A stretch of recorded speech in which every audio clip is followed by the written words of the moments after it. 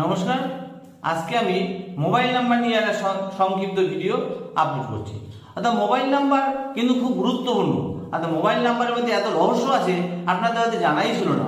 কিন্তু আপনি যে মোবাইল নাম্বারে ব্যবহার করছেন সেটা কি আদৌ বাস্তবে কি ভালো মোবাইল নাম্বার? যদি কোনো ব্যবসা করবেন, ব্যবসার ক্ষেত্রে কোন মোবাইল দিয়ে ফোন করলে, নাম্বার দিয়ে ফোন করলে ব্যবসার ভালো হবে, আয় উন্নতি হবে, যোগাযোগ ভালো হবে, সেই মোবাইল নাম্বার যদি আপনারা ব্যবহার করতে পারেন তবে আপনার ব্যবসার সাফল্য যেমন হবে। তাই সেই মোবাইল নাম্বারটা কি, আপনার টোটাল যে 10টা মোবাইল নাম্বার রয়েছে এই টোটালটাকে সামেশন করবেন, যোগ করে একটা সিঙ্গেল ডিজিটে আনবেন। যখন সেই সিঙ্গেল ডিজিটে যদি 5 হয়, 41 হয়, 23 হয় অথবা 50 হয়, অর্থাৎ দেখা যাচ্ছে 5 হতে হবে।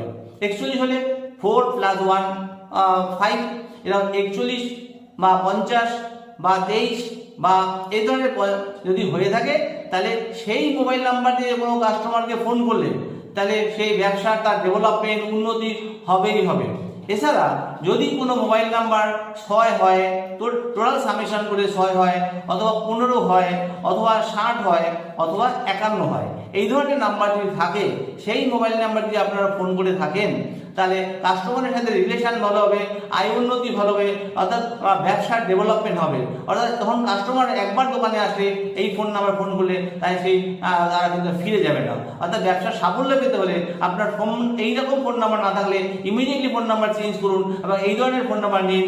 তাহলে ব্যবসার সাফল্য হবে, আয় উন্নতি হবে, মানসিকতা খুব উৎফুল্ল হবে এবং আপনি কনভারসেশনটা সুন্দর করে করতে পারবেন 5-এর সংখ্যা হলে। এই বলে শেষ করলাম। নমস্কার। পরবর্তীকালে আমি আরও কিন্তু ভিডিও এই মোবাইল নাম্বার নিয়ে আলোচনা করব, পরপর দেখবেন। যদি ভালো লাগে লাইক করবেন, শেয়ার করবেন এবং সাবস্ক্রাইব করবেন এবং যদি কিছু মন্তব্য থাকে তাহলে আপনারা কমেন্ট সেকশনে জানাবেন। এই বলে নমস্কার।